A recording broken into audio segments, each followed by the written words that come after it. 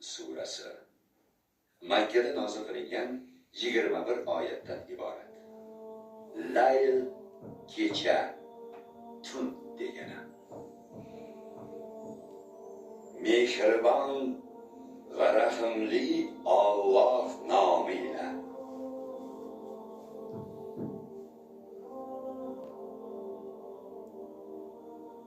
Qasam yod etaman qoplab kelayotgan tun bilan, yorishib kelayotgan kun bilan, Alloh yaratgan erkak va ayol bilanki, albatta sizlarning sa'y harakatingiz turlichadir.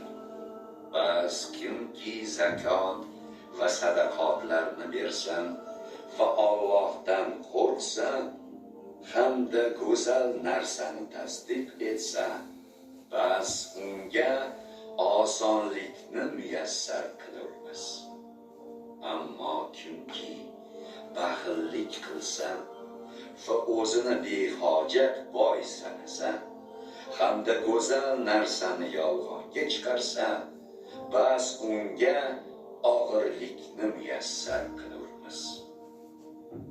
U halok bo'lgan vaqtida boyligi unga foyda bermagay. Albatta hidoyat, to'g'ri yo'lga yo'llash faqat bizning zimmamizdadir. Haqiqatan oxirat ham, dunyo ham yolg'iz bizning tasarrufimizdadir. Sizlarni Qur'on va payg'ambar orqali lovullab yonuvchi do'zax haqida ogohlantirdim. Unda faqat baxtsiz odam kuygay. Qayski dinni inkor etib, itoatdan bosh tortgan bo'lsa, taqvoli kishi esa undan do'zaxdan uzoqlashtiriladi.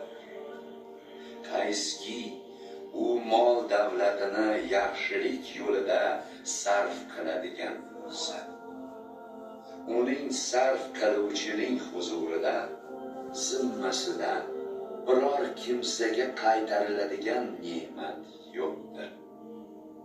U faqat eng oliy zot bo'lmish Parvardigorining yuzini istab ihson qilur. U yaqinda qiyomat kuni ato etilajak mukofotdan rozi bo'ladi.